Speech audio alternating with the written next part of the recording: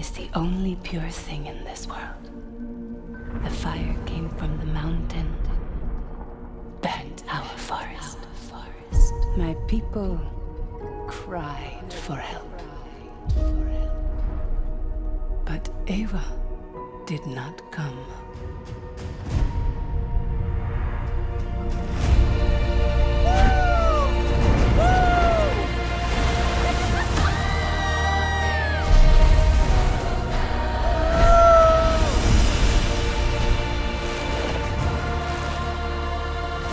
This world goes much deeper than you imagine.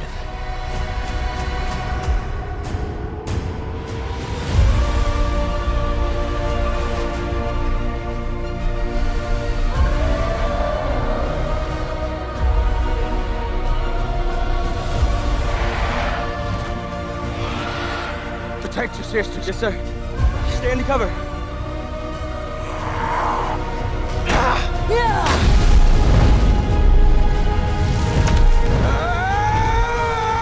What does Dad always say? Sully stick together. No, the other one. Sully never quits. That's right. Sully's never quit. Hello, welcome to this What Do You Want to Watch Spoilercast for Avatar, Fire and Ash. I'm host Ashley Hobley. Joining me today, Dylan Blight. Hello, fellow blue people. Yes, I'm blue. Dabba dee wobby da. Dabba dee. Dabba da. Dabba dee dabba da. You know the song? Yeah, the Blue Man Group. Yeah. I don't think, no. Oh, I'm blue. Me just repeating it's going to help you. maybe just Quick. stop. Yeah, obviously we're talking about the latest film in the Avatar series, Avatar Fire and Ash, not taking 10 years to release, unlike the last one. When did the last one come out? I'm not thinking about it. Way of Water came out 2022, so only 3 years in between films. Which is, obviously they shot them back to back from memory, right? I So it's- believe they did shoot them back to back. Yeah, but I guess they needed, you still need all that time to like do all the special effects Yeah. to the scale and level that they've done here. So, all right, let's just dive straight in. Kind of a pun because they dive in this movie a lot. Please be aware we'll be freely discussing anything and everything about plot themes and ending of the movie. So if you haven't watched it, come back later. With that said, let's talk about Avatar: Fire and Ash, directed by James Cameron, screenplay by James Cameron, Rick Jaffa, and Amanda Silva, story by James Cameron, Rick Jaffa, Amanda Silva, Jaffa Friedman, and Shane Salerno, starring Sam Worthington, Zoe Saldaña, Sigourney Weaver, Stephen Lang, Kate Winslet. James Cameron takes audiences back to Pandora in an immersive new adventure with Marine turned Na'vi leader Jake Sully, Na'vi warrior Natiri, and the Sully family. Dylan, what did you think of Avatar: Fire and Ash? Not a fan. It is. Look, I don't want to open the haterade too fast, but I found this to be quite a slog to get through. And especially there was a point where I felt like I was beginning to nod off. And then by the time we got to the final act, I sort of was like, is this not exactly how the last one ended? We're fighting a fucking out in the ocean on the ship thing, and then they're climbing aboard and sneaking under it. And I'm like, I'm pretty sure this is how. I mean, I haven't watched it for years, but I feel like this is exactly the same. And then it slightly differs, but I'll still like, he's just fighting Stephen Lang again. Hey, yeah. So I think this movie is a case of. I mean, I didn't. I thought the first one was fine. I thought the second one was fine. They're both fine. I wasn't in love with either of them, but didn't hate either of them. But this one just feels like a really big case of we just think that the audiences will keep coming to watch because it's the look at the from the technology, but by God, there's barely any story or script here to keep me interested, and the characters I don't think go through a lot. And there's like one or two characters, the son and the daughter, that sort of have arcs, and everyone else is just whatever. Yeah, bad movie. The way I thought of this movie walking out is this is like a shiny variant of The Way of Water. Yeah. It's like pretty much the same, but the colors are a little bit different. This one's got some fire people in it. But yeah, it did, and I've seen a lot of discourse online. Like, it is repetitive from last film. It does feel like it repeats a lot of beats, and does not really progress the characters too far. And even the plot lines that are, or character arcs that are in this film, are like very rushed or slight. I think the whole Neytiri story throughout this, I think Zoe Saldana has been fantastic in these. It's definitely the worst storyline she's had, where she's like, I hate all these pink people. Despite her husband being a pink person, she just got saved by a bunch of pink people after she got an arrow through her chest, and her de facto son is a pink person. So it's weird that they turned her into a bigot for like 10 minutes. And then she gets over it, when push comes to shove. Most of the character arcs, including hers, just feel like they should have been.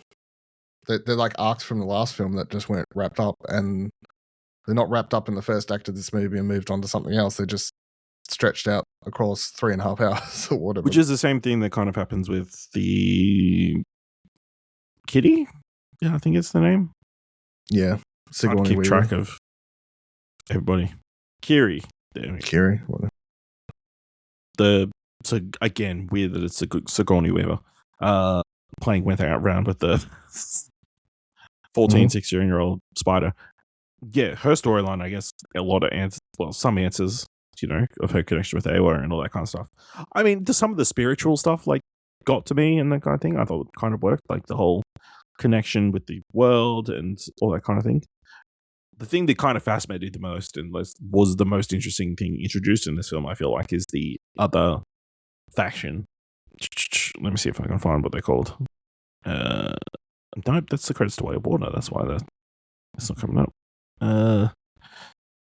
The volcano-dwelling Metkayina clan, with Varang, played by Una Chaplin, as the leader.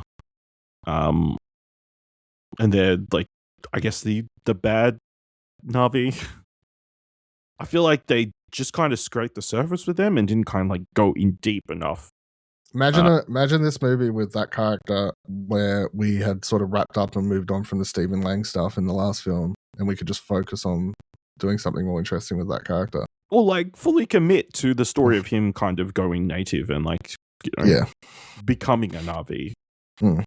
These people's lifestyle, because they're the ones closest to his ideology as a human, want to kind of see the world burn. Also, they totally fucked right every time. Yeah, 100%. There's that part where she leads him into the caravan or the not caravan, the tent, whatever. Yeah, lots of going in the tent, and I don't know. Again, it's been a while since I've seen the last film, but there are points in this film where he is very glib in a way that doesn't feel like it was the character, And again, kind of touching on interesting things with the colonel, you're not actually this man. You're just someone who's got his memories and that kind of stuff. And again, that's something you could dive deeper into. But again, they kind of just surface level, don't really deal with it. They don't really go into his relationship with Spider, other than they kind of keep saving each other, and that kind of stuff. Yeah, I feel like that could have gone deeper. Yeah, it just feels like it was safe and did not take opportunities to drill down on the mythology, the lore, the characters, and just kind of went with a safe kind of story. Visually, I don't know the point of this movie, from a narrative point of view. Really, it's definitely, it just feels like we forgot to finish some things from 2, so let's just redo the first a one lot of it. The second movie couldn't be a 6-hour movie, so we needed so make let's just two separate split ones. it, but also it's fucking. All right, so let's run through the plot thanks to number one movie source, Wikipedia. Shout out to the people who've already put this plot synopsis out. Shortly after settling with the Metkayina, the water tribe, Jake Sully and his family grapple with grief over Natama's death. I was like, how Thing- wild is it this movie just starts like a day after the last one, even though it's been years? Yeah. Yeah, absolutely. And it's like, oh yeah, that kid died. That's pretty messed up. Nateri in particular has developed hatred towards humans. When a fleet of flying merchant ships arrive, Jake and Nateri force Spider to leave the Metkayina, the water tribe, the water clan with them. The ship convoy is ambushed by an aggressive Na'vi tribe, the Manquan Ash people, led by Shak Varang, who rejects Awa.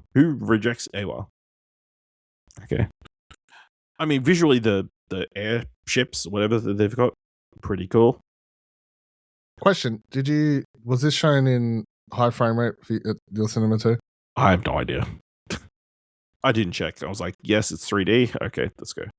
Did everything look like a video game? Kind of, yes. Yeah. So it's well, I mean, not everything, but certain things definitely felt. From this other thing, I from the get go, as soon as the movie starts and they're flying around on their dragon things, Banshees, I believe they call. Banshees. As soon as they're flying around on those, and because it is at that high frame rate, I think it's 48 frames per second is what it's shot at. It because the thing is, it enables this very smooth motion when they're flying around so Unnaturally fast. Smooth. Unnaturally smooth, and that's what makes it. I think I did not like it solely because, and I've watched a few things now that have been put out at high frame rate and stuff. I mean, what's his face? Ang Lee's done it a couple times. I think especially in this case, because it's so heavy on CGI, I actually think it ruins the cinematography, and it looks so much different to the first two films to me. It looked worse because it looked more video gamey. Like it looked less What the models realistic. did, like the moving models looked more video gamey, which draws your eye away from the rest of the screen. Yeah. It just, especially when I was thinking back to, I looked up a quick trailer for the first one for comparison's sake after I got home, and I was like, that looks so different, like just visually.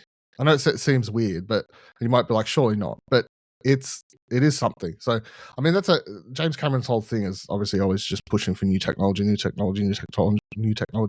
I don't know if I can get aboard. You feel like this is a step worse or better than AI? Better than AI. Okay. Because you got to think about But it, still it's double the frame rate, you know? And yet all you video gamers ask for more frames. Doesn't make any sense. That's a different subject. But yeah, I mean, cool enough action sequence, you know, again, kind of foreshadowing I saw someone call him the Reckless Son, and that's the way I kind of want to describe him for the rest of the movie. You know, who forgets his comms and wants to shoot with a rifle and that kind of stuff. You know, and then the family kind of all being separated in the middle of this jungle, you know.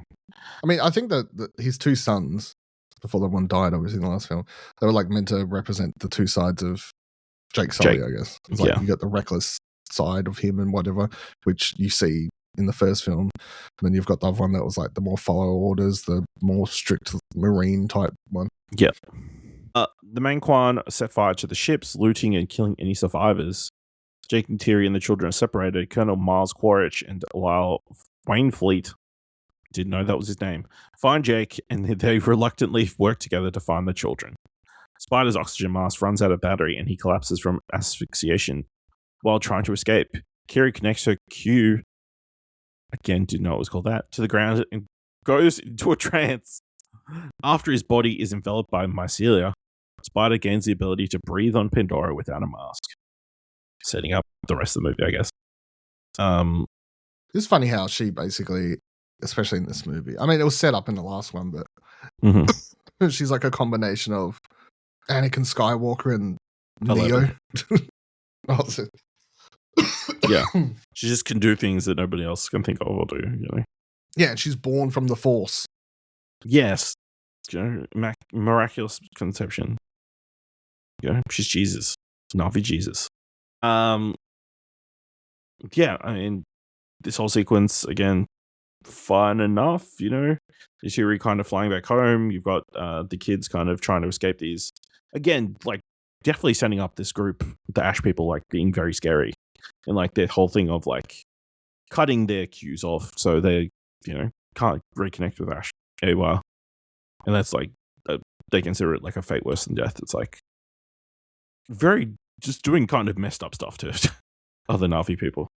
I think there's an interesting setup, but again, it's just not taken full advantage of. I mean, you have this. It's underutilized, wasted. They hint at this. They hint at the whole like, you got this whole group of people turning the backs on the god, more or less. And she talks, whatever the character's name is. She talks at one stage about it, like why, turned her back on them or whatever. And she doesn't believe in that sort of stuff. But it's just Cameron hates atheists. Yeah, I guess that's the. Atheists, bad dudes. When it's the other way around, religion's the thing that's killing everybody.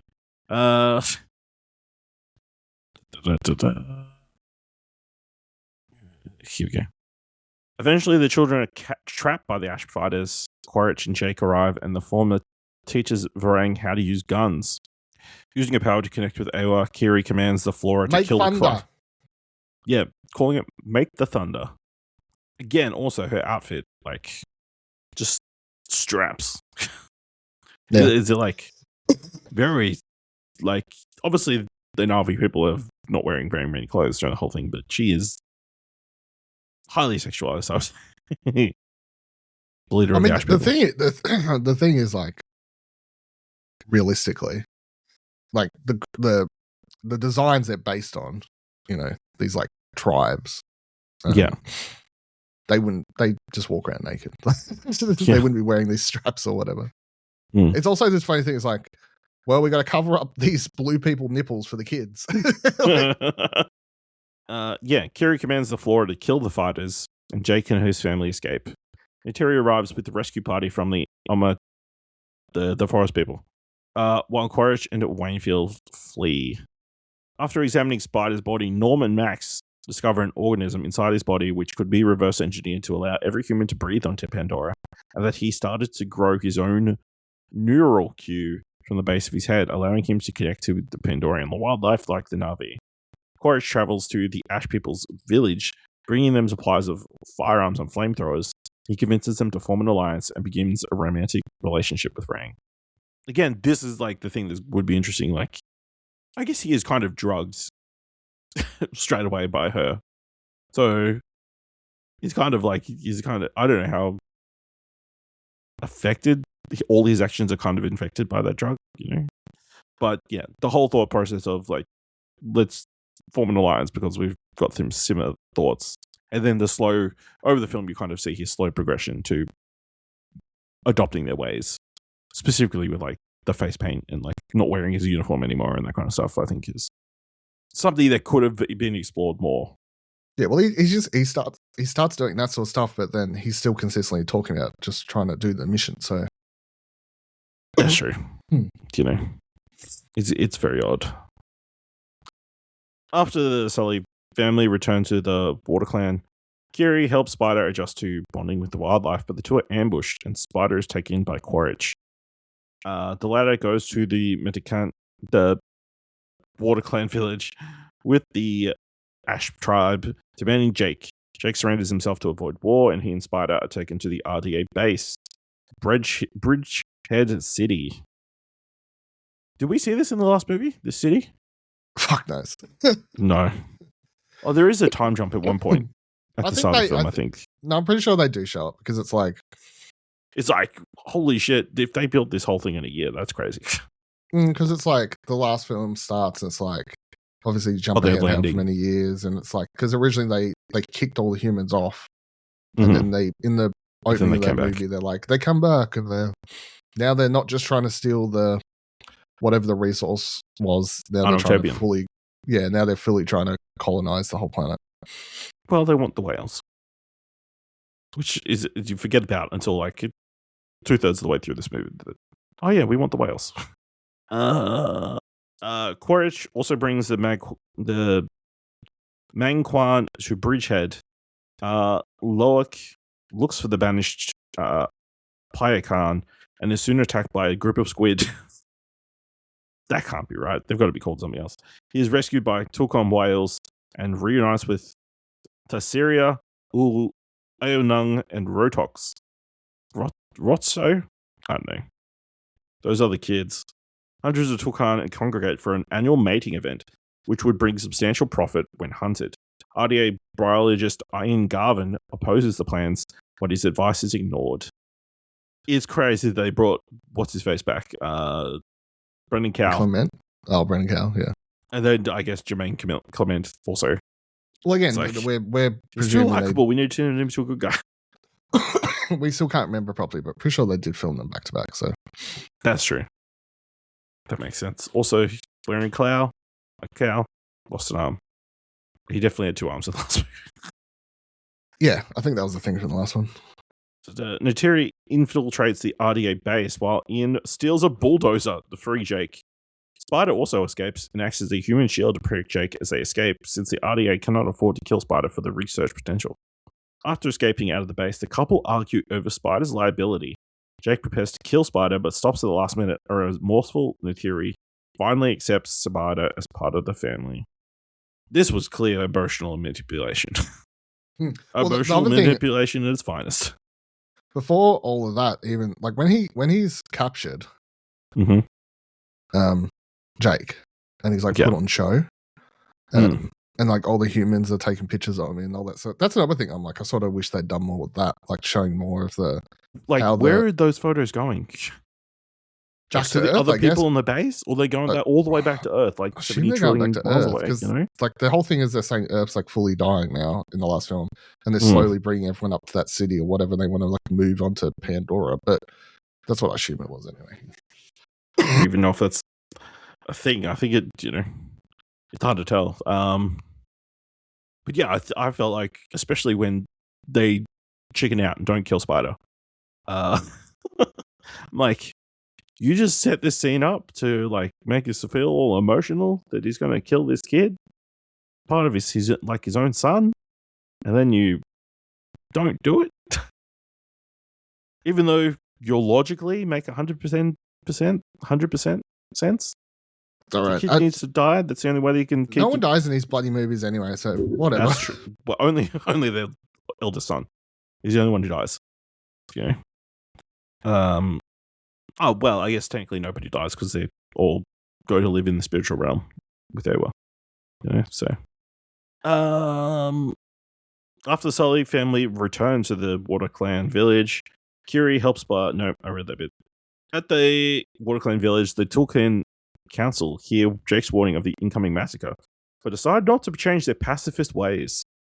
Loak brings Payakan and Tanok, the sole survivor of human tackle Payakan's bod, and they reconsider. Jake rebonds with the apex predator Turok and rallies the Na'vi clans to battle. The next day, as the RDA fleet arrives for the hunt, the Tulkhan and the Na'vi ambush them. The Mangquan and the Quaritch suddenly attack, inflicting heavy casualties. Metkayina Taishik Ronal is mortally wounded and dies in childbirth, while Neytiri takes her baby Prill, but Neytiri is captured and taken to the RDA flagship. Kiri, Spider, and Took call on warrior Ewa and the Pandoran wildlife to begin to attack the rest of the RDA craft.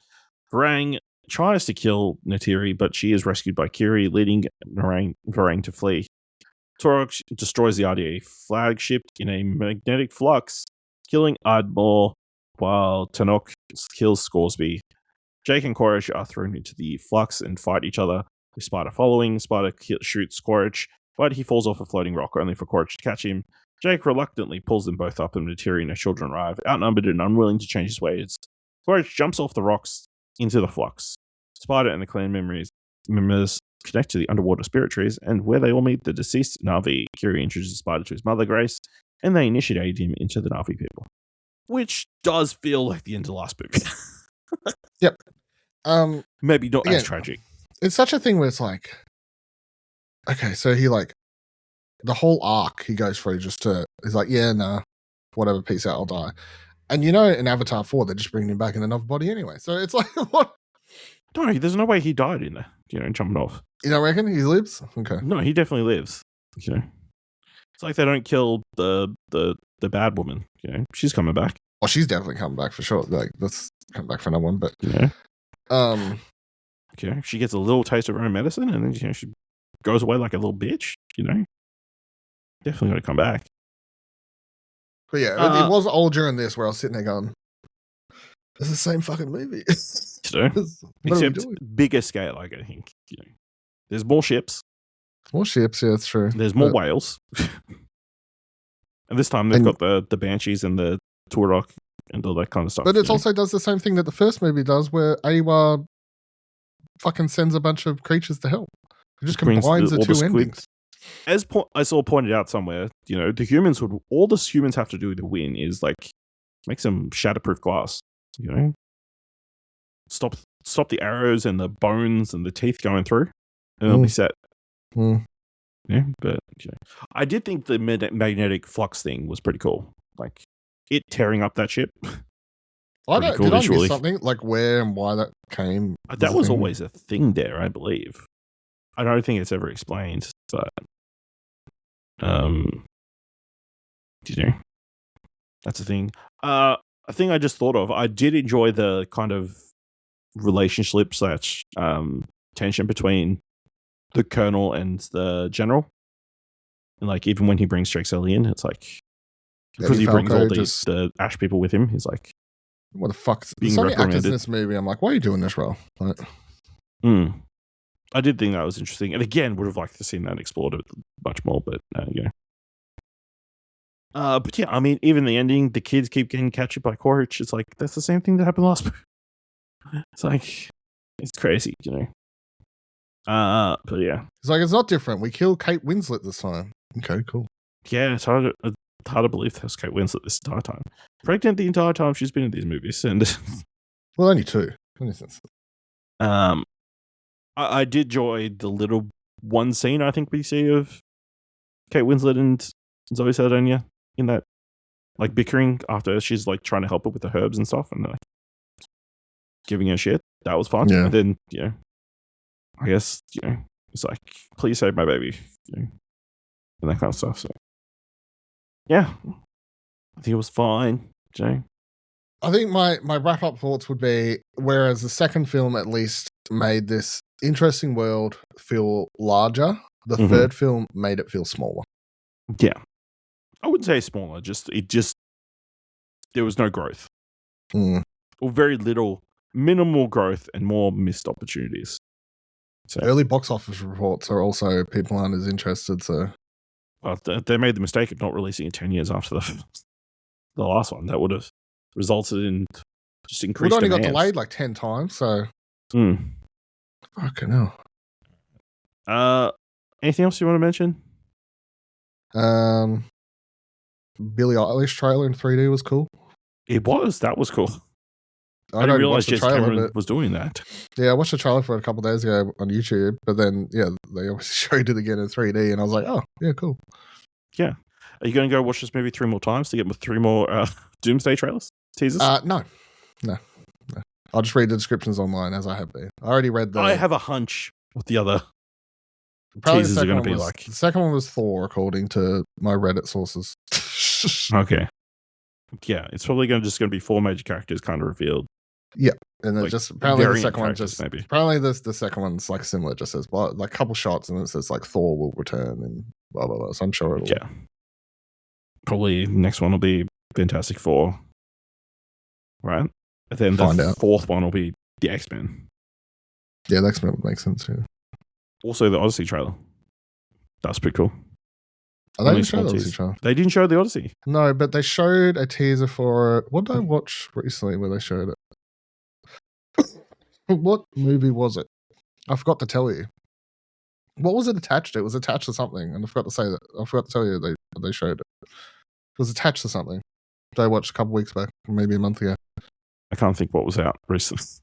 It was definitely attached to something, and I forgot to mention it. Because I forgot about it, and I was sitting there in the cinema, and then it started playing. I was like, oh. Wicked. Was it in front of Wicked? No. Okay.